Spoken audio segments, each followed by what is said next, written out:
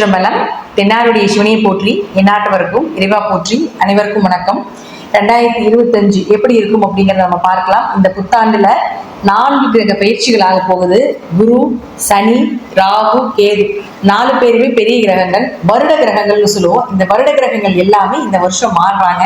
ஒவ்வொரு ராசிக்கும் எந்த மாதிரி பலன்களை கொடுப்பார் அப்படிங்கிறத பார்க்கலாம். குரு பகவானை பொறுத்த வரைக்கும் பெருசா ஒன்றும் பாதிப்பை கொடுக்க மாட்டார். மறைந்திருந்தாலும் ஒரு யோகத்தை கண்டிப்பாக கொடுப்பார். இந்த ராகு வளர்ச்சியை கொடுத்தாலும் ஒரு கெடுதலையும் கொடுத்து ஒரு சம்பவத்தை செஞ்சுட்டு போயிடும். கேது அப்படின்னு சொல்லக்கூடியவர் தடை தாமதத்தை கொடுத்தாலும் கூட உங்களுக்கு என்ன மாதிரி விஷயங்களை கொடுப்பார் அப்படின்னு பார்த்துட்டீங்கன்னா, சைலண்டா செய்யக்கூடிய விஷயம் எல்லாமே கேதுங்க. எல்லாத்தையும் பிரம்மாண்டப்படுத்தி செய்யக்கூடியது எல்லாமே ராகு. வெளிப்படைய சத்தமா செய்யறது எல்லாமே ராகு. கேது சைலண்டா சம்பவம் பண்ணக்கூடியது கேது தான். அடுத்தது சனி பகவான். இந்த சனி அப்படின்னு பார்த்துட்டீங்கன்னா இந்த வருஷம் ஏன்னா இருக்கிறதுல 2.5 வருஷத்துக்கு ஒரு தடவை மாறக்கூடிய கிரகம் அப்படிங்கிறது பெரிய கிரகம் அப்படிங்கிறது நம்ம சனியை சொல்லுவோம். அப்ப சனி பகவான் உங்களுக்கு கும்பத்திலிருந்து மீனத்துக்கு போக போறார். அப்புறம் ராகுவோட இணையக்கூடிய ஒரு 2 மாதங்கள், அதற்கப்புறம் பார்த்தீங்கன்னா 2.5 வருட காலங்கள் அந்த வீட்டுலதான் இருக்க போறார். அப்ப சனி பகவான் என்ன பண்ணுவார் அப்படி அனுபவத்தையும் கொடுத்து பாடத்தையும் கற்றுக் கொடுத்து ஒரு ஆசானாக செயல்படக்கூடியவர் சனி பகவான். அப்போ இந்த சனி பகவான், ராகு பகவான், கேது பகவான், குரு பகவான் இவங்க எல்லாம் என்னென்ன செய்ய போறாங்க அப்படிங்கிறத நம்ம ஒவ்வொரு ராசிக்கும் எப்படி இருக்கும் அப்படிங்கிறத நம்ம முழுமையா பார்க்கலாம். இது உங்களுடைய ராசி. உங்க ராசிக்குள்ளேயே கேது 1.5 வருஷம் ஆச்சு. அடுத்தது எப்ப வரைக்கும் இந்த மே மாசம் 2025 மே வந்ததுன்னா 1.5 வருட காலங்கள் உங்களை வச்சு செஞ்சுக்கிட்டு இருக்குது. கேது அருளுக்கு மட்டும்தான் சப்போர்ட் பண்ணும், பொருளுக்கு பெரிய அளவுக்கு சப்போர்ட் பண்ணுவது இல்லை. பொருளை கொடுத்தாலும் அதை அப்பவே எடுத்துக்குது அப்படிங்கிறது தான் உண்மை. ஸோ இந்த கேது உங்களுக்கு இந்த 1.5 வருஷம் எதை கொடுத்துருப்பார் அப்படின்னு பார்த்துட்டீங்கன்னா, மனக்குழப்பம், விரக்தி, கணவன் மனைவிகள் நிறைய கருத்து வேறுபாடுகள், பிரிவினைகள், டைவர்ஸ் வரைக்கும் போனது இருக்குது. அதே போல பார்த்தீங்கன்னா இந்த கேது இன்னொன்று என்ன கொடுத்துருப்பாருன்னு, அடுத்தது எனக்கு என்ன பண்றதுன்னே தெரியலைங்க, யாரை பார்க்கறது, என்ன விஷயம் செஞ்சா நல்லது நடக்கும் அப்படிங்கிறது ஒரே குழப்பமா இருக்குது. தனிமையில இருக்கிற, ஒரு ரூம்குள்ள போய் சாத்திட்டு இருக்கிற, யாரை பார்க்கறதுக்கு எனக்கு பிடிக்கல, எனக்கு சாப்பிட்றதுக்கு பிடிக்கல, எதுவுமே எனக்கு பிடிக்கல. இதுல இன்னும் உச்சபட்சம் என்னன்னு பார்த்துட்டீங்கன்னா, நான் தற்கொலை வரைக்குமே நான் போயிட்டு வந்துட்டேன் அப்படின்னு இந்த கன்னிராசிக்காரர்கள் நிச்சயமாக சொல்லாத நாட்கள் இல்லை அப்படிங்கிறது. இதுல ஏதாவது ஒரு விஷயமாவது அவங்க வாழ்க்கையில இந்த 1.5 வருஷத்துல நடக்கும். ஏன்னா கேது அதைத்தான் பண்ணுவார். கேதுவும் எதுக்காக நமக்கு அப்படி பண்றாரு அப்படிங்கிறத அவங்க முதல்ல தெரிஞ்சுக்கணும். நம்ம இந்த உலகம் அப்படி ஸ்பீடா போயிட்டு இருக்கக்கூடிய ஒரு உலகம். கேது அப்படி கிடையாது. தம்பி பொறுமையா இரு, வர்றப்பதான் உனக்கு வரும். இந்த பிரபஞ்சம் உனக்கு இப்பதான் கொடுக்கும். நீ அதை வர வரைக்கும் கொஞ்சம் பொறுமையாக தான் இருக்கணும். நீ அதிக எஃபர்ட் போட்டீங்கன்னா அதை நான் தடை தான் பண்ணுவேன். ஏன்னா கிரகங்கள் வலிமையானவர்கள் அப்படின்னு அந்த கேது சொல்லிக்கிட்டே இருக்கும். அதுதான் கன்னிக்குள்ள வரும். இந்த கன்னிராசிக்காரர்களுக்கு ஒரு மன விரக்தியா இருக்கும். நமக்கு என்ன செஞ்சாலும் இப்படிதான் தடையாகுது, தாமதமாகுது, வர்றப்போ வரட்டும், நடக்கட்டும் அப்படின்னு தான் கன்னிராசியினுடைய மனநிலை இப்படி இருக்கும். அதைத்தான் அந்த கேது எதிர்ப்பார்கள், அதைத்தான் கொடுப்பாரு. அது எப்ப அதற்கு நீங்க பழகிக்கிறீங்களோ அந்த பழக்கத்துக்காக தான் நம்ம ராசிக்குள்ள கேது என்ட்ரி ஆகும். அப்ப அந்த மாதிரி விஷயத்த நிச்சயமா கொடுத்திருப்பார். கேது அருள், ராகு பொருள்.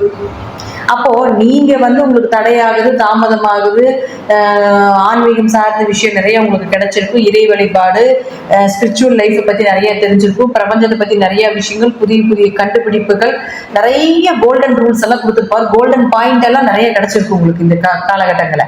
ஆனா ராகு அப்படின்னு சொல்லக்கூடிய 7ஆம் இடத்துல இருந்து குடும்பத்துக்குள்ள இப்படியே இருக்கியே, இப்படியே செஞ்சுக்கிட்டு இருக்கிறியே அப்படின்னு சொல்லி உங்க மனைவியை தூண்டி விட்டுக்கிட்டே இருப்பாங்க, உங்க கணவரை தூண்டி விட்டுக்கிட்டே இருப்பாங்க. உங்களை அது குத்திக்கிட்டே இருக்கும். அப்போ இதனால நிறைய பிரிவினைகளோ இதெல்லாம் கொடுத்துருக்கும். ஒருவேளை ஜாதகம் நல்லா இருந்ததுன்னு வச்சுக்கோங்களேன், என்ன ஆகும் அப்படின்னு பார்த்தீங்கன்னா, சுப பிரிவினையாக கணவன் மனைவிய ஒரு வெளிநாடோ வெளியூரோ மாத்தி அனுப்பிச்சிடும். வேலைக்காகவோ படிப்புக்காகவோ ஏதோ ஒரு விஷயத்துல குடும்பத்தை விட்டு வெளியே வர வச்சிடும். சுப பிரிவினைகளை ஜாதகம் நல்லா இருந்தா. அப்படி இல்லைன்னா நான் தான் சொன்னேன், ஒரு ரூம்குள்ள உட்காந்துட்டு இவங்களே அழுதுட்டு நீங்களே யோசிச்சுட்டு நீங்களே அழுதுட்டு இருக்கக்கூடிய ஒரு சூழ்நிலைகள் தான் இப்ப கன்னிக்கு போயிட்டு இருக்குது அப்படிங்கிறதா முற்றிலும் உண்மையான ஒரு விஷயம். குரு இருந்து குரு வந்ததுக்கு அப்புறம் பிரச்சனைகள் உண்டு. அதாவது அடிப்படத்தான் செய்யும். ஆனா அதுக்கு மருந்து தான் இந்த குரு. ஓகே, இது இல்லையா நம்ம அடுத்தது பார்த்துக்கலாம் அப்படின்னு சொல்லி ஒரு தட்டி கொடுக்கறதுக்கும் நமக்கு ஒரு சோல்மேட்டா இருக்கிறதுக்கு தான் இந்த குரு வந்திருப்பாரு. அப்போ இப்ப கேதுவை பொறுத்த வரைக்கும் இந்த மே மாசத்துக்கு மேல உங்களுக்கு 12ஆம் வீட்டுக்கு உங்களை விட்ட உடனே பெரிய ரிலீஃப் கிடைக்கும். ரொம்ப மன திருப்தியா இருப்பீங்க. அப்படியே ரொம்ப மைண்ட்லாம் ஃப்ரெஷ் ஆகி அந்த குழப்பம் எல்லாம் போய் ஒரு நல்ல ஃப்ரெஷ்னஸ் கிடைக்கும். அப்போ இந்த கேது இங்க மேல ஏறிடுவார். 12க்கு வந்துடுவார். 12க்கு வந்தாலும் உங்களுக்கு ஆன்மீகம் சார்ந்தது, தீர்த்த யாத்திரை போறது, இப்போ உங்களுக்கு காட்டி கொடுத்துருப்பாரு. எப்போ உனக்கு உண்டான கோவில் இதுதா, உனக்கு உண்டான தெய்வம் இதுதா, உனக்கு உண்டான மனிதர்கள் இதுதா, உனக்கு உண்டான வழிபாடுகள் இதுதான், நீ போற இடம் இதுதான் அப்படிங்கிறது எல்லாம் இந்த கேள்வி இப்போ வந்து கொடுத்துருப்பாரு. அப்ப அதை வந்து அப்படியே நீங்க கண்டினியூவா நீங்க பண்ணிட்டு இருந்தீங்கன்னா இதுல சக்சஸ் அப்படிங்கிறது நிறைய எதிர்பார்க்கலாம் அப்படிங்கிறது உண்மை. அடுத்தது பாருங்க, இந்த ராகு பகவான், ராகு இங்க இருக்கார். அடுத்தது ராகு உங்களுடைய ஜாதகத்துக்கு 6ஆம் இடத்துக்கு வரப்போகிறார். 6ல் ராகு வந்தால் எதிரிகளை ஜெயிக்கக்கூடிய ஒரு அமைப்பை நிச்சயமாக ஏற்படுத்தி கொடுப்பார். 6ல் ராகு இருந்து 12ல் கேது இருந்தால் மகாலட்சுமி யோகம் அப்படின்னு நம்ம சொல்லுவோம். அப்போ இந்த 1.5 வருட காலங்கள் உங்களுக்கு மகாலட்சுமி யோகம், தனப்பிராப்தம், பொருளாதார வளர்ச்சி அப்படிங்கிறது உண்டு. 6ல் ராகு இருந்தால் கேஸே நீங்க அந்த டைம்ல மூவ் பண்ணீங்கன்னா, உங்க பேர்ல மூவ் பண்ணீங்கன்னா நீங்க இதை ஜெயிப்பீங்க. அப்போ 6ல் ராகு வரக்கூடிய காலகட்டங்கள் கடன், நோய், எதிரி, வழக்கு, உத்தியோகம் இதெல்லாம் 6 தான். அப்ப அங்க ராகு வரும் பொழுது கடனை கொடுப்பார், அதை நல்லா தெரிஞ்சுக்கணும். கடனையும் கொடுப்பார், எதிரியை அதிகப்படுத்தியும் கொடுப்பார், நோயையும் கொடுப்பார், வேலையில பிரச்சனைகளையும் கொடுப்பார், வம்பு வழக்குகளையும் கொடுப்பார். ஆனா அதை ஜெயிக்கிறதுக்கு உண்டான விஷயத்தையும் சொல்லி கொடுத்துருவார். அப்ப அவரும் அங்க வந்து இதை சொல்லி கொடுத்துட்டு அவர் போவார். அப்ப இதெல்லாமே நம்ம லைஃப்ல வந்து போயிட்டு இருக்கக்கூடிய விஷயம் தானே. அப்ப அவர் வரும்பொழுது, அந்த கிரகங்கள் வரும்பொழுது நமக்கு அதை கொடுத்துட்டு அதை எப்படி ஜெயிக்கணும், அதுல இருந்து எப்படி வெளியே வரணும், எப்படி வாழணும், எப்படி கத்துக்கணும் அப்படிங்கிற விஷயத்தையும் சொல்லி கொடுத்துட்டு போயிடும். இதுல இன்னொன்னு என்னன்னு பாத்தீங்கன்னா, ராகு கேதுகளுக்கு வீடுகள் கிடையாது, அது ஒரு நிழல் கிரகங்கள். எந்த வீட்டுல இருக்கோ அந்த வீட்டை தன்னுடைய வீடாக பயன்படுத்திக்கிறோம். அப்ப ராகு இங்க இருக்காருன்னா, ராகுக்கு வீடு கொடுத்த கிரகம் எது? சனி பகவான். அப்ப சனி எங்க இருக்காருன்னு பாருங்க. சனி உங்க ஜாதகத்துக்கு 7க்கு வராரு. 7க்கு வரும்போது 7க்கு சனி ஒரு தோஷமுள்ள ஒரு இடம் தான். ஒருவேளை உங்க ஜாதகத்துல சனி நல்லா இருந்துட்டா ஓரளவுக்கு ராகு பிரச்சனைகளை கொடுத்தாலும், ஓரளவுக்கு ராகு நல்லதை செய்தாலும் அதை தாங்கிக் கொள்ளக்கூடிய ஒரு அமைப்பு ஜாதகத்துல சனி நல்லா இருந்ததால் கிடைத்துவிடும்.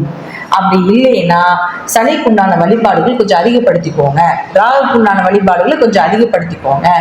ராகு ஒரு வந்து வைரல் கிரகம்னு சொல்றோம், கேது வந்து சைலண்ட் கிரகம், சிம்பிளா சைலண்டா பண்ணிட்டு சம்பவம் பண்ணிட்டு போறது. ராகு 4, அதாவது எப்படி சொல்றதுன்னா, ஒரு 4 ரூமுக்குள்ள தெரியுறது எல்லாமே கேதுங்க.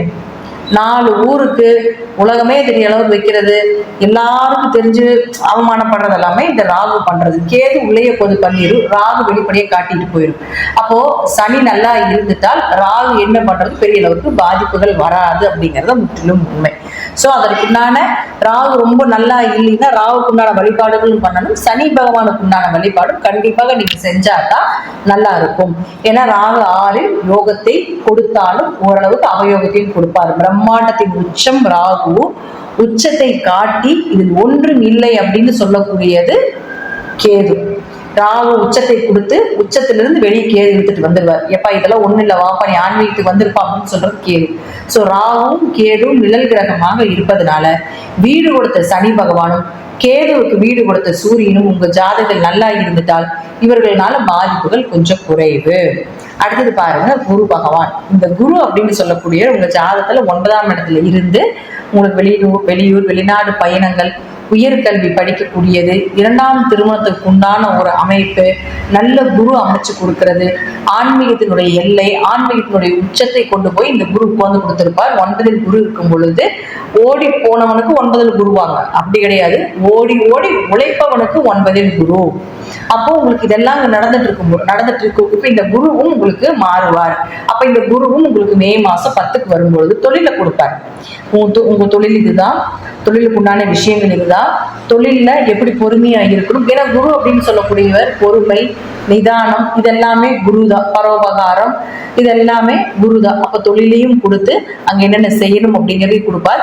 இருப்பினும் சொந்த தொழில், ஏன்னா குரு வந்து இருக்கிற இடத்த கொஞ்சம் பால் செய்வார் அப்படிங்கிற அமைப்பு உண்டு, அதாவது கெடுப்பார் அப்படிங்கிற அமைப்பு உண்டு.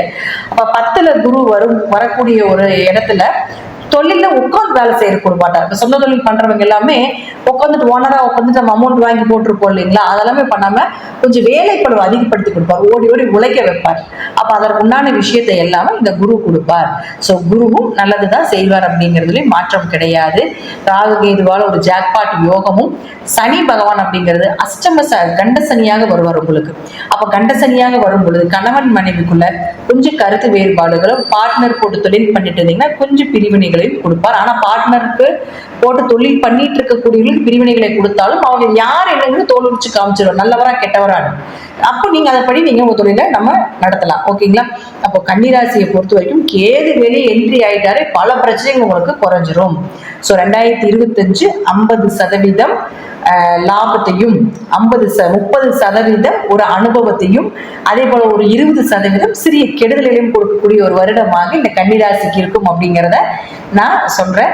நன்றி. உங்க தசாபுத்தி படி இந்த கோச்சார கிரகங்கள் எல்லாமே கொஞ்சம் மாறுபடலாம். நல்ல திசைகள் நடந்துட்டு இருந்தா என்னுடைய தாக்கங்கள் எல்லாமே கொஞ்சம் குறையும். தீய திசைகள், பாதகாதிபதி திசைகள், மறைவு ஸ்தானாதிபதி திசைகள், பாவ கிரகங்கள் உங்க ஜாதக சப்போர்ட் இல்லாம தசை நடத்திக்கிட்டு இருக்குது அப்படின்னா கொஞ்சம் பாதிப்புகளும் உண்டு அப்படிங்கிறத நான் சொல்றேன். நன்றி. மீண்டும் ஒரு நல்ல பதிவுல சந்திக்கலாம். திருச்சிற்றம்பலம், தில்லையம்பலம், ஸ்ரீ நரசிம்மர் திருடிகளே சரணம்.